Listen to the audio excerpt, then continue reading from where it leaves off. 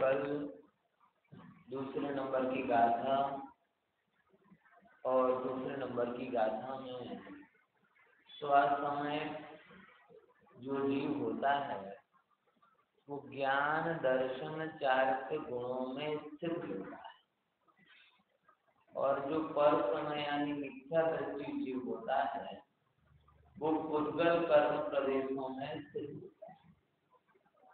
इनकी थोड़ी व्याख्या होने की थी कि ज्ञान में स्थित होना मतलब क्या, चारित्र में स्थित होना मतलब क्या, और श्रद्धा में स्थित होना मतलब क्या। बराबर समझ में आएगी।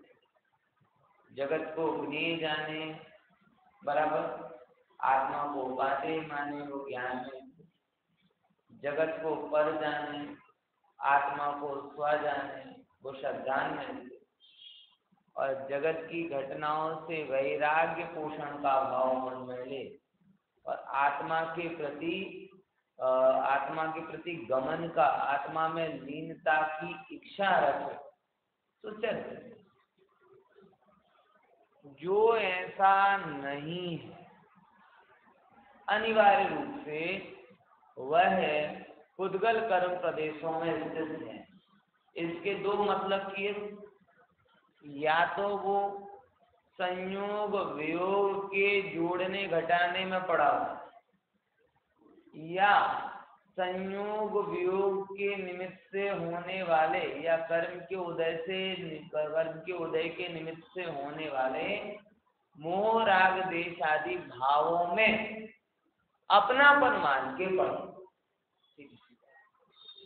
उसे वहां ये कर्म की संतान है और मैं ज्ञायक स्वरूप हूं ये दिखता नहीं।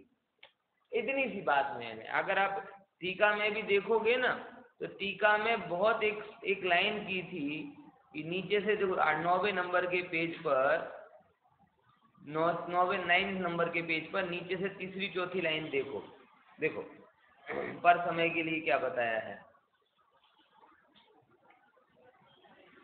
दर्शन ज्ञान स्वभाव में नियत वृत्ति रूप आत्म तत्व थी छूटी। अब यहाँ से पर तत्व की बात आ रही।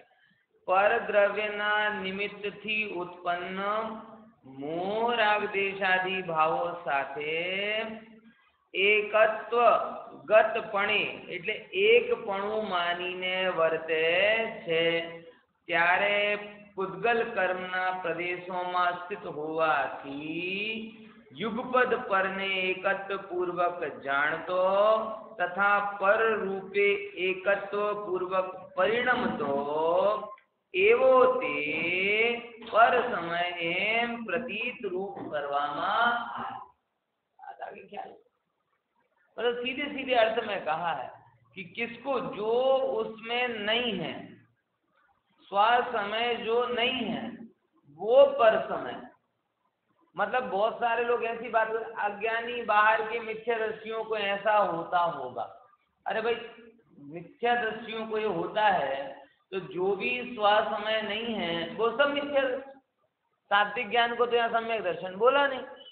बात समझ में है कि नहीं है यार? तो क्या बोला यहाँ पे देखो, आत्म तत्व की छूटी, आत्म तत्व से छूट गया है, और जो पर के निमित्त से मोह राग देश आदि भाव हो रहे हैं। अब इसमें एक बात है कि मोह राग देश आदि भाव नियम से किसके कारण होते हैं? नियम से, पर के कारण। देखो आत्मा में मोह राग आदि उत्पन्न करने की खरेखर सामर्थ्य ही नहीं। ये तो अपनी आत्मा में तो ज्ञान और आनंद ही उत्पन्न करने की सामर्थ्य। ध्यान से समझ है, बोलो विचार। बिगड़ा हुआ दूध आपने पिया और आपकी तबीयत बिगड़ गई तो आप ये कहोगे कि दूध ने तबीयत बिगाड़ दी है? दूध ने बिगाड़ दी? अरे दूध में तबीयत बिगाड़ने का तत्व ही नहीं। विज्ञान की दृष्टि से कहते हैं भाई सबसे कंप्लीट आहार है दूध, सब चीजें मिल जाती हैं उसमें। बराबर ख्याल में आएगा। तो दूध में तबीयत बिगाड़ने का तत्व है कि शरीर के पोषण करने का तत्व है? शरीर के पोषण करने के तत्व हैं। लेकिन आप उस दूध को गर्म ना करो, बाहर पड़ा रहने दो, खट्टा हो जाने दो, उसमें जीवाणु उत्पन्न हो जाने दो, और ऐसे खट्टे दूध को आप पियो और पीकर वॉमिट हो जाए, तबीयत बिगड़ जाए, फिर कहो दूध ने तबीयत बिगाड़ी। दूध में सत्व नहीं है, दूध में वो तबीयत बिगाड़ने के गुणधर्म नहीं है, वो तो पर के संयोग से उत्पन्न हुई। दर्शन बैठा। अगर दूध को प्राकृतिक स्वाभाविक अवस्था में रहने दिया जाए तो बच्चे से लेकर बुजुर्ग तक सबके पोषण का कारण बनता है। ये होता है ना, 6 महीने के बालक को भी दूध दे रहे हैं और 80 साल के दादाजी को भी क्या दे रहे हैं? दूध दे रहे हैं, क्योंकि वो सबके पोषण का कारण बनता है।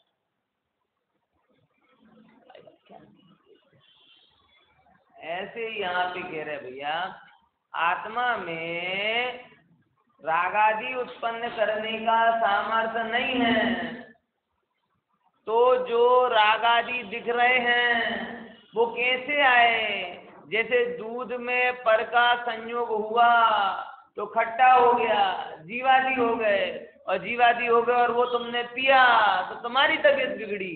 तो तबीयत बिगाड़ने वाला दूध का तत्व नहीं, वो फॉरेनर जो उसके अंदर आ गए वो। समझ में आएगी नहीं? ऐसे ही आत्मा में जो भी आपको दिखा गड़बड़ी, उसका तत्व क्या कारण रहा? बोले फॉरेनर आ गए। कौन से फॉरेनर? बोले वो ये यहाँ पे पर द्रव्य, पर भाव और उनके कारण कर्म। बात समझ में आई? लिखा है यहाँ पे, आत्मा में मोह राग देश आदि भाव होते हैं, और उन भाव का कारण पर स्वा नहीं। लेकिन अब देखो, हो गए तो हो गए, लेकिन एक और भूल अपन ने की, पर के कारण होते हैं लेकिन बढ़ते पर के कारण नहीं, बढ़ते उन पर में स्वापने के एकत्व के कारण। आई बात ख्याल में? क्या बोला फिर? शांति समझ आई बात ख्याल में? होते स्वा के कारण नहीं है, होते किसके कारण है? पर मतलब कौन? पर मतलब कौन?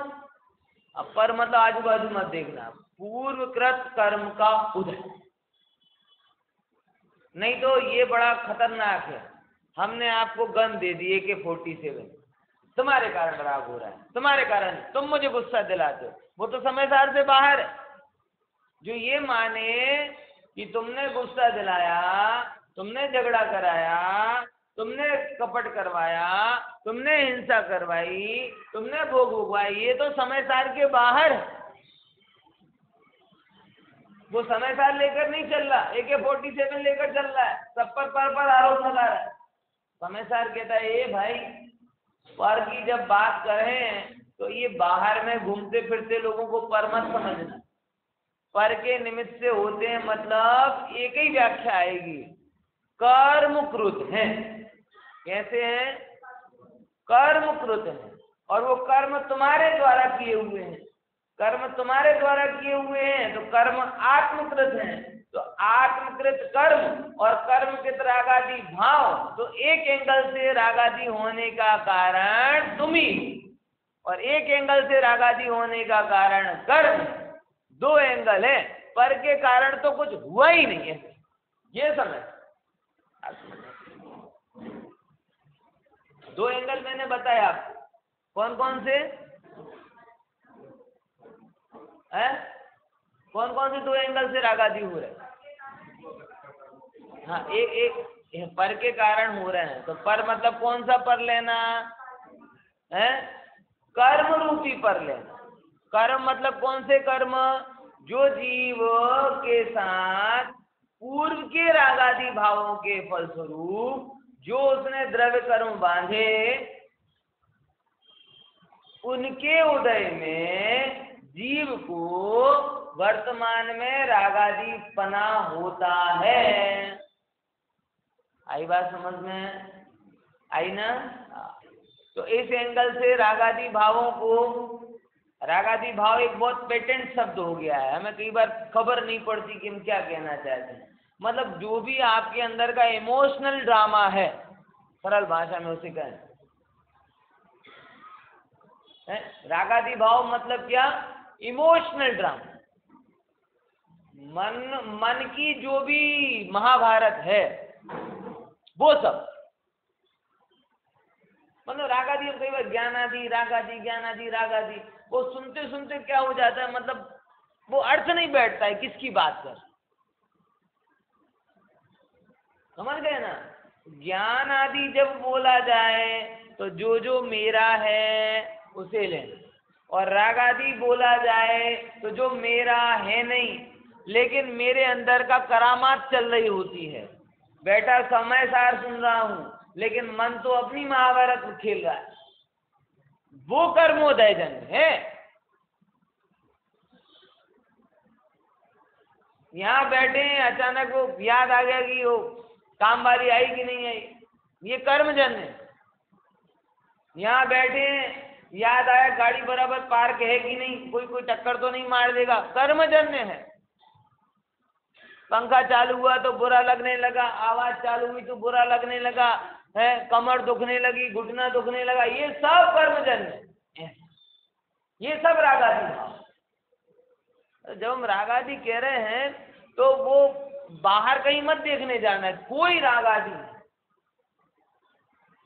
अपने अंदर में जो भी महाभारत चलती है ना वो सब रागादि। प्रमाद का भाव राग है, मतलब रागादि के पे सब विकार ले लिए, मतलब सुनते सुनते सो गए, सो रागादि भाव। सुनते सुनते समझ में नहीं आ रहा क्या एक एक बात को बोले जा रहे हैं, ये भी रागादि भाव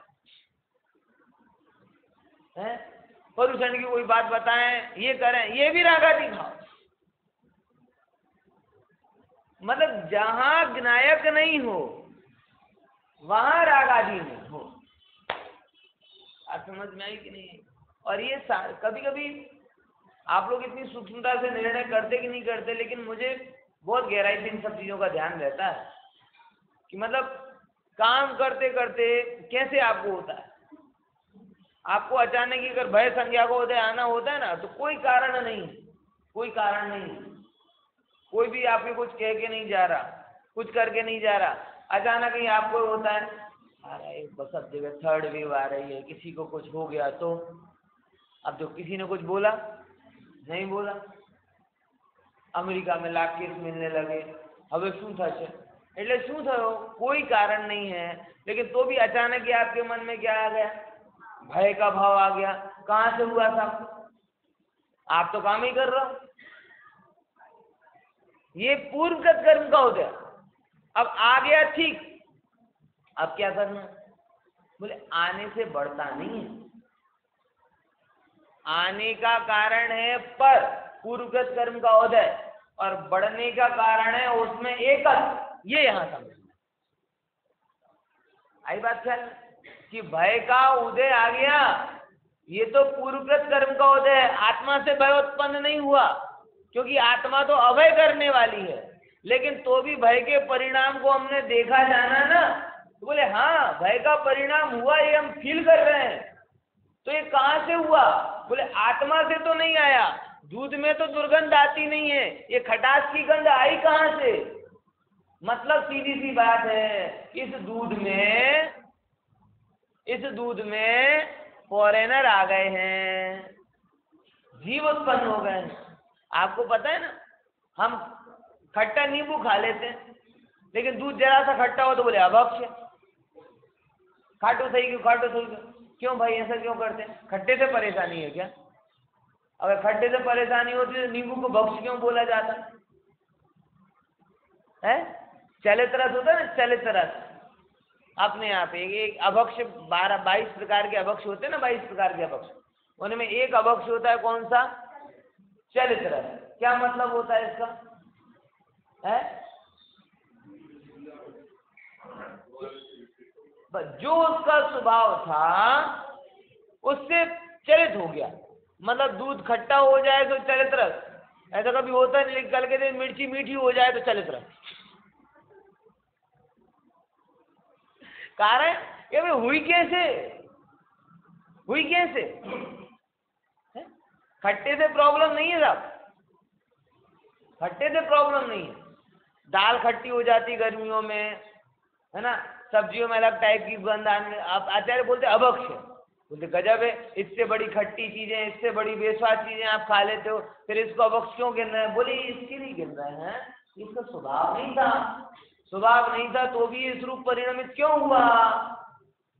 तो वो जैन धर्म का सूक्ष्म जीव विज्ञान आ जाता है। कौन सा? कि इसके अंदर में जो भी चेंज हुआ है वह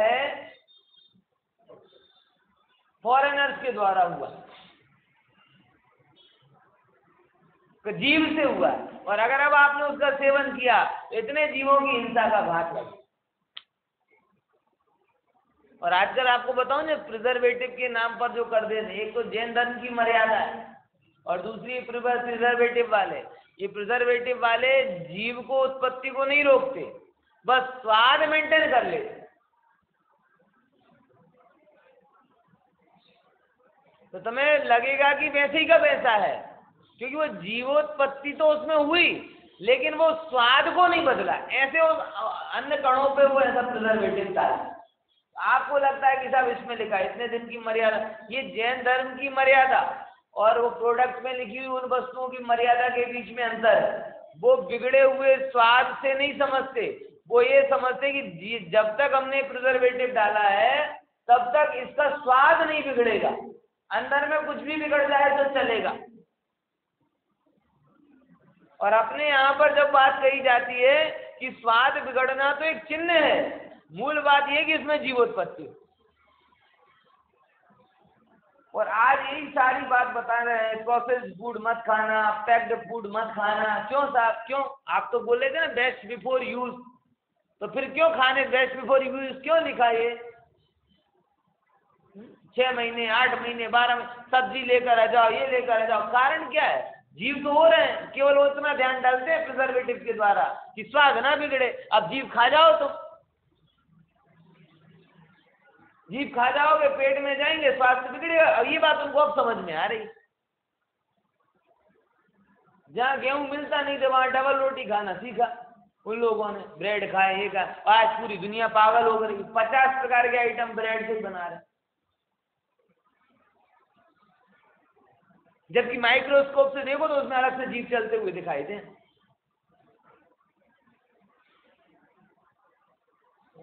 अभी वो ये संयम धर्म का विषय नहीं है, लेकिन ये समझ है ना ये सब बात, भाई जरूरत क्या है?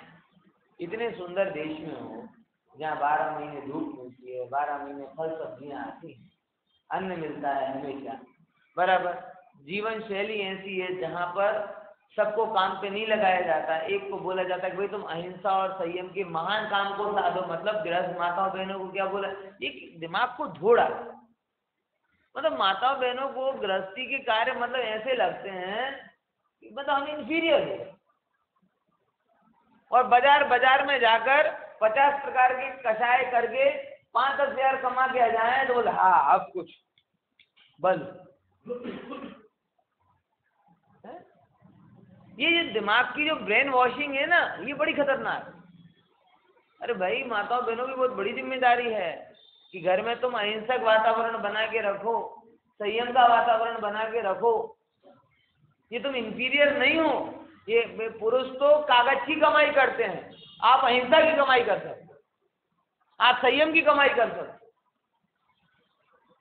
आपकी कमाई इनकी कमाई से बेहतर है। इनकी कमाई तो मजबूरी आगम विरुद्ध है और आपकी कमाई आगम सम्मत।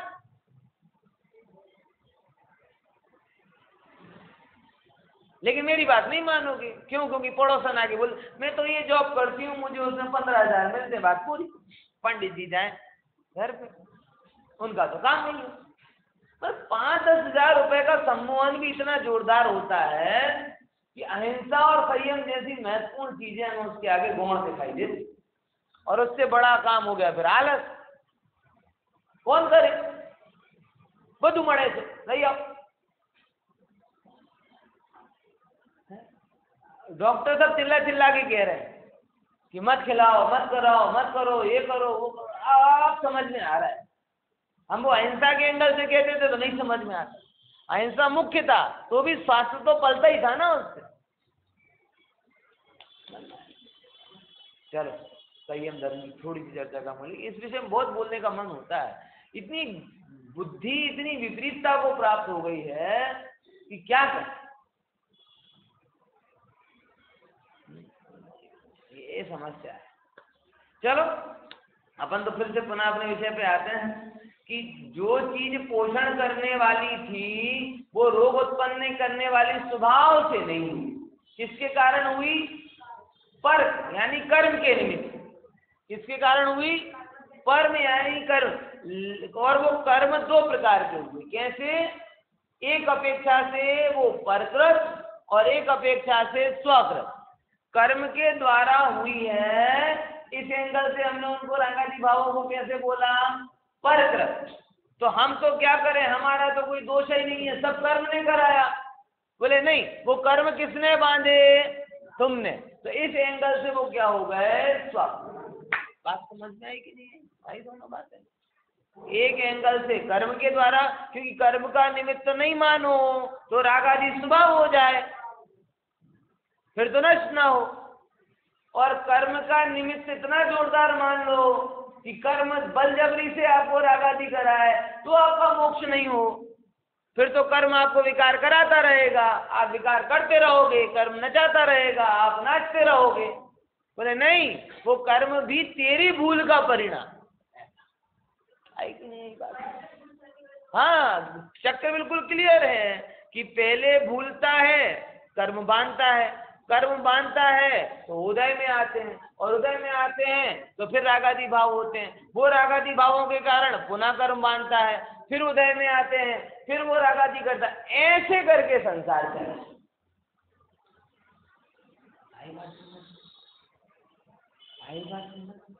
आगे कैसे हुए? भूल से कर्म बांधे तो उदय में आए, उदय में आया तो फिर भूल गया, फिर बांधे, फिर उदय में आए, फिर भूल। अब क्या होगा? ये चक्कर चलता जाएगा क्या? एक बैंक से कर्जा लो, दूसरे में चुकाओ, दूसरे से कर्जा लो, तीसरे में चुकाओ, तो फिर वो कर्ज उतरेगा क्या? बोले नहीं। अब उस भूल को सुधारने का बात है कि राग हुआ पर से, लेकिन बड़ा एक आई बात। देखो कि उत्पन्न रो राग देशादि भावों साथे एकत्वपणे एक पणु मानीने वर्ते है कि ये जो राग हुए हैं ये मैं ही हूं। मतलब भूल सुधारना तो यहां से सुधारो। लोग कहते हैं धर्म करो, धर्म करो, धर्म करो, और धर्म करने का उपदेश कहां से देते हैं? मंदिर जाओ, पूजा करो, सामय करो, प्रतिक्रमण करो, ये करो, वो करो, कर्तृत्व से उपदेश दिया जाता है धर्म का। भूल है भाई। धर्म का उपदेश ये दिया जाता है कि मैं ज्ञायक प्रभु राग आदि से भिन्न हूं। ये तो बहुत कठिन है, कठिन है, कठिन। अरे कठिन हो चाहे सरल, मार्ग तो यही है। जिस रोग की एक दवा खोजी गई हो और आपको कि वो दवा हमें क्या कहते हैं बड़ी महंगी लग रही है, तो क्या करोगे? 2 रुपए की दवा खा लोगे क्या? तो 2 रुपए की दवा खाने से काम क्या होगा? रोग दूर हो जाएगा क्या? अगर वो 2 लाख की दवा है तो 2 लाख खर्च करेगा। 20 लाख की दवा है तो घर बेचकर वो दवा लेगा। और 2 करोड़ की हो गई तो कैंपेन चलाएगा कि भैया हमें दवाई की जरूरत है। आते हैं ना कई बार कैंपेन।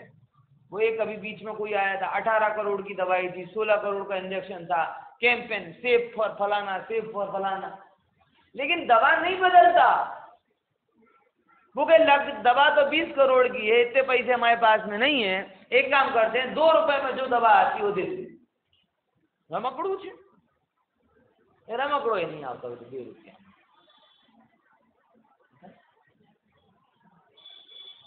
क्या करना?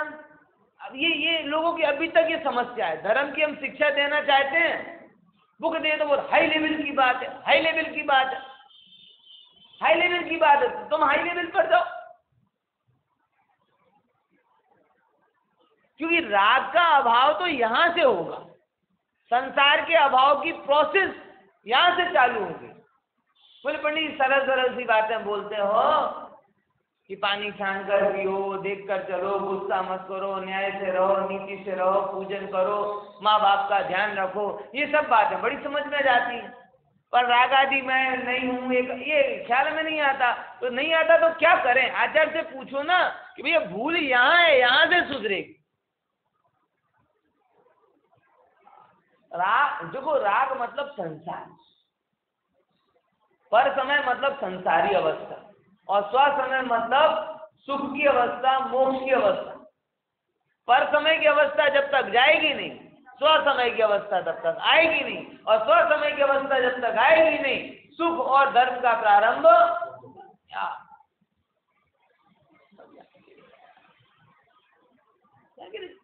होते रागादि भाव पर के निमित्त से हैं, लेकिन बढ़ते उनमें एकत्व से। क्या बोला? क्या बोला? रागादि भाव होते किसके निमित्त से हैं? पर के निमित्त से। एग्री, एक अपेक्षा से हमें स्वीकार है, लेकिन वो पर के निमित्त से हो गए तो हमने पर को कर्ता नहीं मान लिया, हमने ये माना कि मेरी भूल से प्रेरित होकर पर निमित्त बना। मतलब पहले नंबर पे मास्टर चाबी तो किसके पास है? हमारे ही पास। मेन स्विच तो हमारे ही पास। हाँ हाँ, એમાં આવી જાય રાગનો રાગ એટલે એકત્વપણું। એ રાગનું એટલે રાગ થયા પછી તમે જે પણ એને મોડિફિકેશન કરી રહ્યા છો, એકત્વથી, મમત્વથી, કર્તૃત્વથી, ભોક્તૃત્વથી, એ બધું આમાં આવી જાય। એ બધા માટે એ શબ્દ કીધું રાગનો રાગ। ख्याल में आवे? क्योंकि उसमें सबसे ज्यादा एकत्वपना। क्यों? क्योंकि होगा कब? जब अपना मानेंगे तब। सीधी गणित, जो भी काम आपको करना हो ना, उस काम को अपना मान लो, बस अपने आप उस काम में मजा आने लगे। हमें रागादि में मजा क्यों आता है? क्योंकि हम राग को अपना मानते हैं, रोग के जैसा नहीं मानते। आप तो बिजनेस की फील्ड में हो ना, हमेशा एक बात बताई जाती है, मानसों साथे काम कराओ बहू अघरू। क्यों? क्यों? कि लाख कोशिश कर लो, लेकिन उनका अपनापन अपने काम में नहीं आएगा। वो इधर को दानत उनकी क्या रहती है, फिर जैसे ही सेठ जाए बस मक्कारी करना चालू कर दें, काम नहीं करें, छोड़ दें, बिगाड़ दें, चोरी कर लें। ये सब क्यों होता है?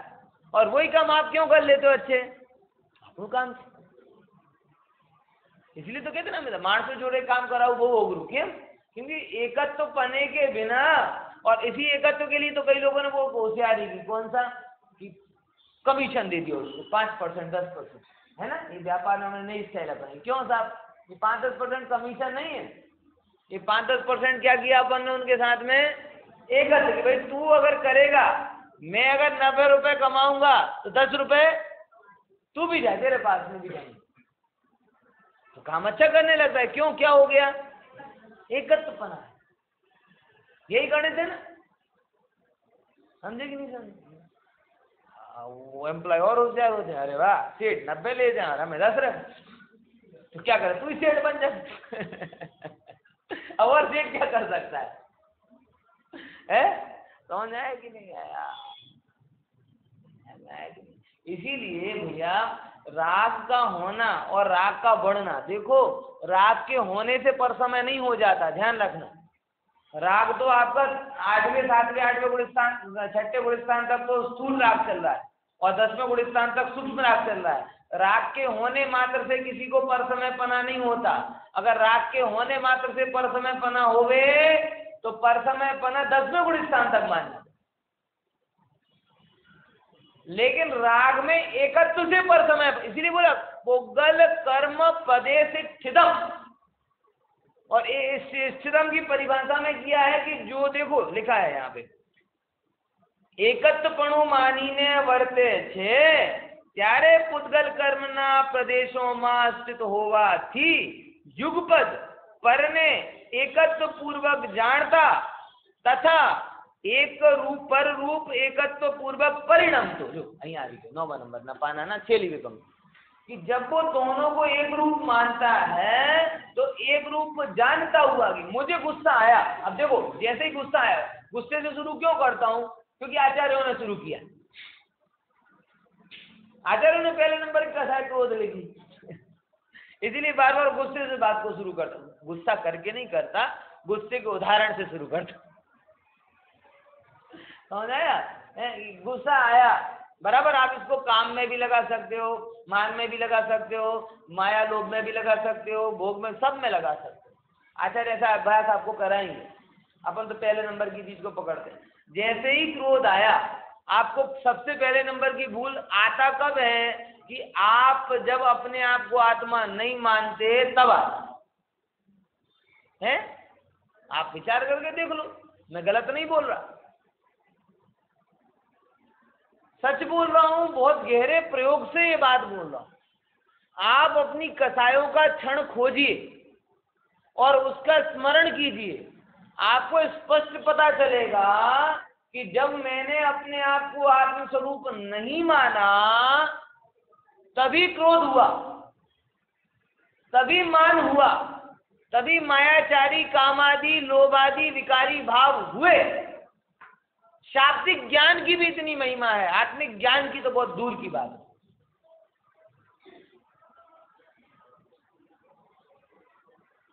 प्रयोग की कभी आपने होश में कसाई की? कभी होश में,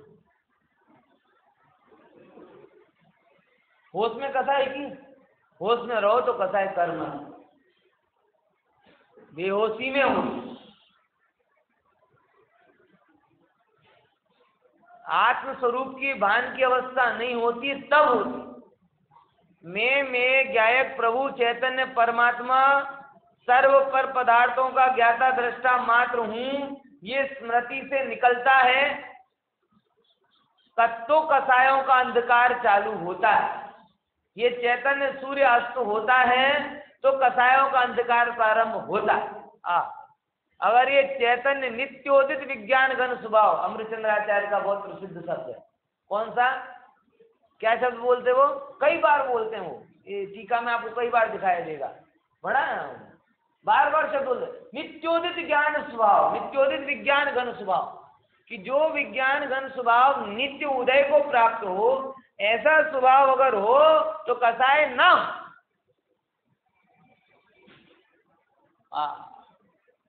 आत्म स्वरूप का वेदन नष्ट होता है, आत्म स्वरूप की स्मृति विलय को प्राप्त होती है। तो जैसे जैसे सूर्यास्त होने पर जंगल के सारे हिंसक प्राणी, निशाचर प्राणी आकर अपना शिकार करने लगते हैं, ऐसे ही हो चैतन्य सूर्य के अस्त होने पर कसाय के हिंसक प्राणी आपके ज्ञायक भाव का शिकार करने लगे। समझ में आया?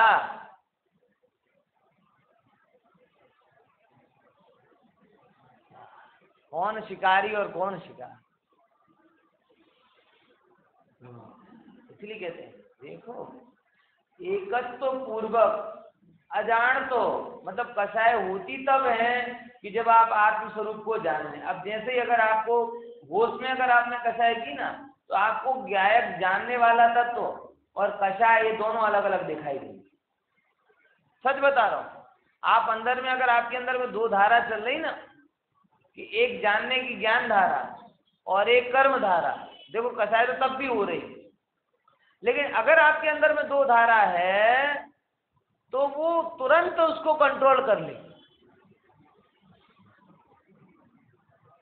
करती कि नहीं करती? जैसे नींबू ज्यादा, नमक ज्यादा हो जाता है तो हम नींबू डाल देते हैं, मिर्ची ज्यादा हो जाती है तो हम घी डाल देते हैं, शक्कर डाल देते हैं, तुरंत कंट्रोल कर लेती कि नहीं कर लेती हो? ऐसे ही जैसे ही आपकी कर्म धारा रागादि भाव हुए, क्रोध हुआ, मान हुआ, आपके अंदर वो ज्ञान धारा प्रवाहमान है, वो आपको भूलने नहीं देगी, तुरंत स्थान पे ले आएगी। लेकिन जब आपके पास कंट्रोलिंग यूनिटी ना हो तो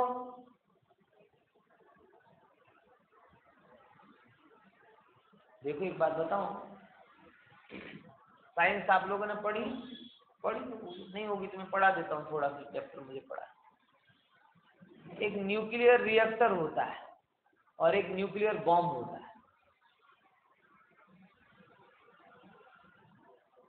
है अणु बम और आणविक रिएक्टर, ये दोनों के बीच में अंतर क्या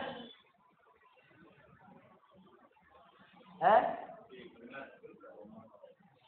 लेकिन आपको एक बात बताऊं ना, जो न्यूक्लियर रिएक्टर है ना, वो भी एक प्रकार का न्यूक्लियर बॉम्ब ही है। तो फिर हम तो रिएक्टर स्थापित करने का बोल रहे हैं और बॉम्ब के बारे में बात की जा रही है कि वो ये तो गड़बड़ है, वो तो होने नहीं चाहिए, कई बार यूज हुआ उसके बाद। तो इन दोनों में अंतर क्या है बता दो मुझे। प्रशांत भाई पढ़ा होगा ना, थोड़ा और पढ़ाया होगा, क्या अंतर है? नहीं अभी नहीं पहुंचे, एक ही अंतर है, ज्यादा अंतर नहीं। हाँ देखो, जो न्यूक्लियर बॉम्ब है ना, उसमें अनकंट्रोल्ड बढ़ता जाता वो अणु होते हैं, टकरा के फिर 2 में डिवाइड हो जाते, वो 2 के 4 में, तो ऐसे करके उसका चेन रिएक्शन चालू होता है। क्यों? क्योंकि वहां पर कोई कंट्रोल करने वाली यूनिट नहीं। ये मुद्दा मुझे लगा। और न्यूक्लियर रिएक्टर में भी यही हो रहा है, लेकिन एक बुनियादी अंतर ये हुआ कि उसमें वो चेन रिएक्शन को कंट्रोल करने वाली वो एक चीज होती है, वो लगी, उस चेन रिएक्टर के वो वहीं पे ब्रेक कर देती है, तो एनर्जी क्रिएट करता है, विध्वंस नहीं। क्योंकि जो अनंत गुना जो उसका विस्तार है ना, वो न्यूक्लियर बम में होता जाता है 2 से 4, 4 से 8, 8 से 16, ऐसे करते वो बढ़ता है। और रिएक्टर में क्या होता है कि वो जो चेन रिएक्शन है वो रोक देते हैं और उससे जो एनर्जी है उसे बिजली के काम में लगाते हैं। इसीलिए हम रिएक्टर को रखना चाहते हैं, रिएक्टर के लिए हम फाइट करते हैं और बम का विरोध करते हैं। इतना अंतर है अज्ञानी की अनंतानुबंधी कसाय में और ज्ञानी की अप्रत्याख्यानादि कसाय में।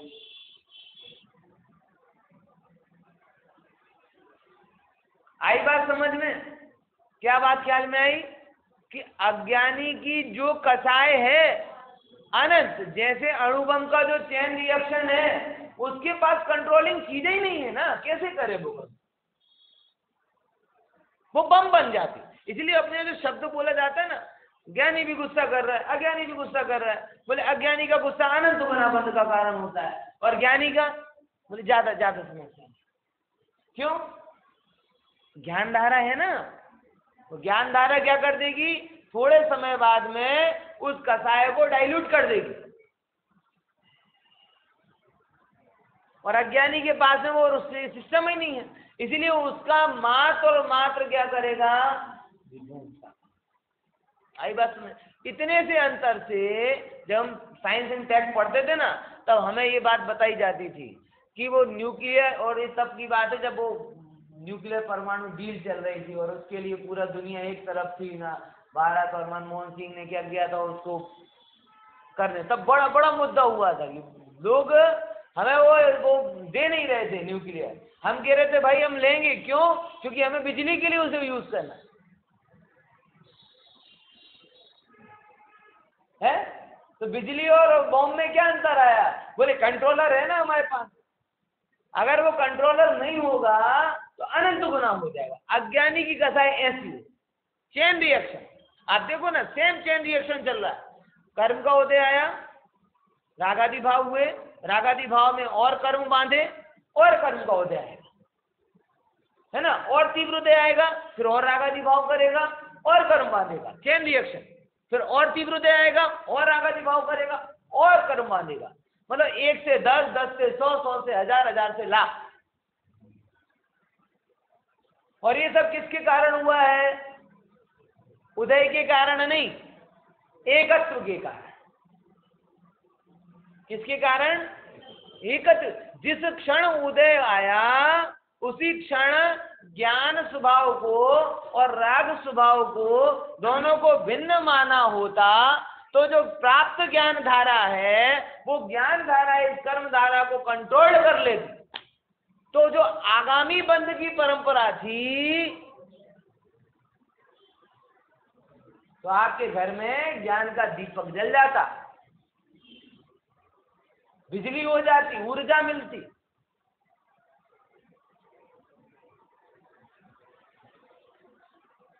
खोने मत देना भैया, कसायों की धुंध में ज्ञान के दीपक को बुझने मत देना।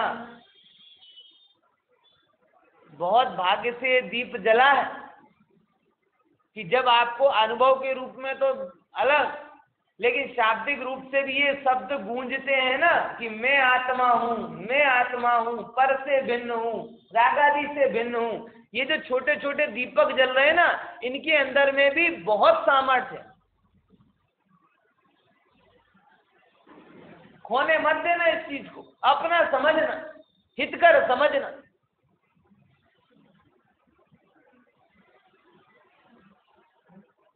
विचार और गजब ये है भैया कि सारी जगत लगा है कि आपके अंदर का चैतन्य दीप बुझ जाए, क्योंकि इसे अंधकार पसंद, अनादिकाल निगोज के अंधकार में रहा है ना, तो इसे इसको क्या है, अनादि के संस्कारों के कारण वो अंधकार पसंद। ये संगनी अवस्था का प्रकाश है वो तो बहुत कम है, असंगनी अवस्था का अंधकार तो अनंत काल का है, और अनंत काल के संस्कार संगनी अवस्था में भी है। पॉइंट समझ में आ रहा है कि नहीं आ रहा, क्या कहना चाह रहा, समस्या कैसे कॉम्प्लिकेटेड हो रही है। तुम संगनी अवस्था में कितनी देर के लिए रहते हो? बहुत कम समय। संगनी अवस्था में भी तत्व ज्ञान के साथ में कितने समय तक के लिए रहते हो? बहुत कम। बाकी अनंत काल तो कहाँ बिताया? यदि अवसर चूक गया तो फिर पछताएगा, फिर काल अनंत तेरे दुख का घन छाएगा। अनगिनती जलपों में, अनगिनती कल्पों में, दिया कब तक उलझेगा संसार भी जल्पों। अवसर चूक गया भैया तो फिर पछताएगा, फिर काल अनंत दुख का अंधकार ही छाएगा, तब क्या करेगा? अब समस्या यही हो रही है, अनंत काल के अंधकार के संस्कार हैं, इसीलिए उसको मिटाने के लिए जो ज्ञान का दीप हम यहाँ प्रज्वलित करते हैं, उसकी लड़ाई अनंत काल के संस्कारों के साथ होगा। और भाग्यवान उस संस्कारों के सामने अपने ज्ञान के दीप को जलाए रख पाए, पुरुषार्थी। आप समझो, ज्ञानी का जीवन ऐसा नहीं है, उसे निरंतर अपने अंदर के संस्कार, बाहर की प्रेरणा, उसको गौण करके स्वभाव की रुचि करनी पड़ती है। ढीला नहीं पड़ता ज्ञानी, ढीला पड़ जाए तो ज्ञान भी बुझ जाए। पतन हमेशा सरल होता है, अंधकार हमेशा सरल होता है, उत्थान कठिन है, प्रकाश कठिन है भाई साहब। आप समझो इस बात को। आप सरल हो गए, ऐसे हो गए ना एकदम प्रमादी, तो अनादि के संस्कार, अनंत काल के संस्कार हैं आपके अंदर। ये जो बात बता रहा हूँ, भिन्नता के संस्कार तो बहुत कम है, अभिन्नता के एकत्व मानने के संस्कार बड़े प्रबल हैं, क्योंकि अनादि काल से यही किया, सत्यानाश किया है और किया गया। और जितने साथ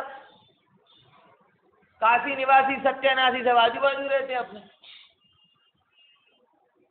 है जो जो जो आपको ये कहते हैं, रोज रोज क्या स्वाध्याय करते हो, रोज रोज क्या विचार करते हो, अरे थोड़ी समाज सेवा भी कर लिया करो, थोड़ी दुकान धंधे पर थोड़े जी भी लिया करो, कभी तो ऐसी चीजें। अरे थोड़े जी भी लिया करो भैया, क्या पढ़ने पढ़ाने में लगे रहोगे, थोड़ा जी लो है।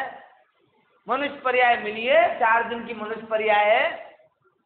मैंने भाई तुम्हारी 4 दिन की है, बराबर है। बोले पता नहीं कहाँ गए। मैंने तुम कहाँ गए तुम जानो, हम तो जहाँ जाएंगे हमें पता है। तुम्हारे कामों का तुम्हें ठिकाना नहीं। सच में ऐसी बैरागी की बातें करता है, काहे के लिए? हंसी आती है। 4 दिन का जीवन है भैया, देखो आधी पौनी तो निकल गया है, घूम लो फिर लो, खा लो पी लो, मौज कर लो, पता नहीं कल कहाँ मर के कहाँ गए।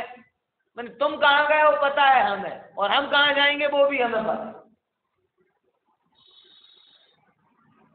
तुम्हें जो इतना संशय का भाव है स्वाभाविक है, तुम्हारे कर्मों पे तुम्हें विश्वास है, हमारे कर्मों पे हमें विश्वास है।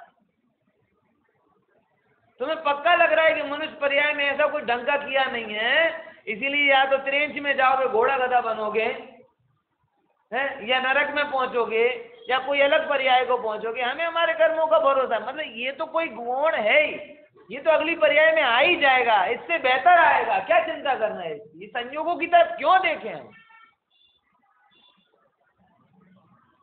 कोई दम नहीं है, लिख के दे देता हूं। इससे जो स्वाध्याय कर रहा है, चिंतन मनन में जीवन बिता रहा है, सात्विक जीवन बिता रहा है, उसके संयोग इससे बेहतर होंगे।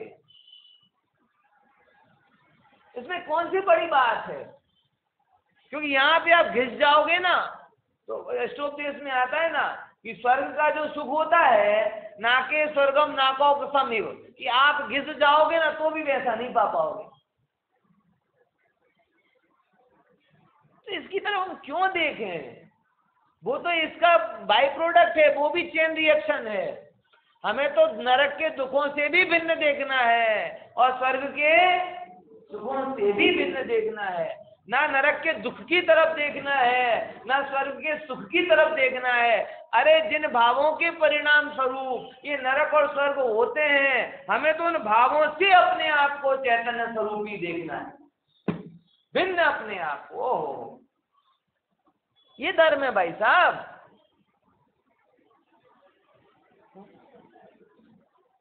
इसलिए ज्ञानी को बहुत सावधान रहना पड़ता है। ज्ञानी भयभीत भी नहीं होता, प्रमादी भी नहीं होता।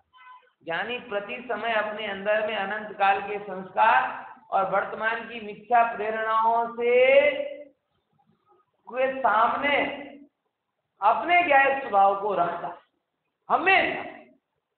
जैसे अंधकार के सामने हम लालटेन को नहीं रखते, टॉर्च को नहीं रखते, ऐसे ज्ञानी अनादिकालीन संस्कारों और वर्तमान की विपरीत प्रेरणाओं के सामने किसको रखता है? अपने ज्ञान स्वभाव को रखता है। और वो ज्ञान धारा के माध्यम से वो अनादि कर्म को और स्वयं को भिन्न एकत्व बना हटा देता है। और जैसे जैसे एकत्व बना हटता जाता है, वैसे वैसे कर्म के उदय क्षीण होते जाते हैं, वैसे वैसे पुरुषार्थ बढ़ता जाता है, और वैसे वैसे ज्ञायिक स्वभाव प्रकट होता जाता है। और ज्ञायिक स्वभाव का प्रकट होना मतलब सच्चे 10 लक्षण धर्मों का प्रारंभ। बाकी तो हम झूठे झूठे मनाते हर बार। अब क्या 10 धर्मों की चर्चा में कहते नहीं ना, उत्तम शब्द तो मुनियों के लिए होता है, और नीचे जाओ तो ज्ञानियों के लिए होता है। हम लोगों के लिए तो एक उत्सव होता है। 10 लक्षण धर्म का हो, आत्मा का स्मरण करावे सो धर्म होवे। देखो इतना एकत्व पूर्वक जान तो तथा पर रूपे एकत्व पूर्वक परिणम तो।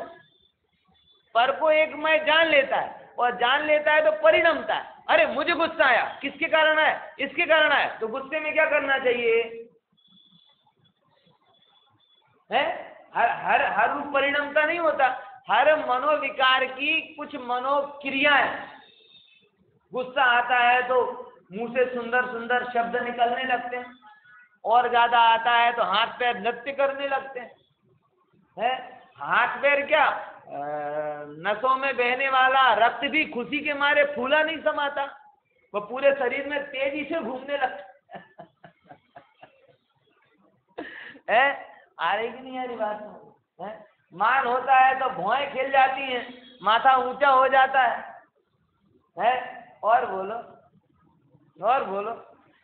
खुद के सम्मान समारोह में किसी को नींद नहीं आती, और दूसरे के सम्मान समारोह में कोई जागता नहीं। क्यों? ये खुद का जब होता है तब किसे खुराक मिल रही है? चल करके देखो, हर भाव में लोभ जहाँ दिखाई दे, हर क्रिया में जो भी काम का भाव हो तो अलग रूप परिणमता है, लोभ का भाव हो तो अलग रूप परिणमता है। जो भी अंदर में इमोशनल ड्रामा होता है वो उस इमोशनल ड्रामा को ड्रामा नहीं जानता, वो इमोशनल ड्रामा में पार्ट करके उस पार्ट के अकॉर्डिंग एक्ट करने लगता है, और उसी एक्ट के कारण वो कर्मों से अरेस्ट हो जाता है, और वो अरेस्ट हुआ बार बार फिर से प्रेरित करता है, और ऐसे करके चेन रिएक्शन संसार का चलता है। ये पर समय के जीव की विडंबना है। तो अब स्वसमय वाला क्या करता है वो कल देखें।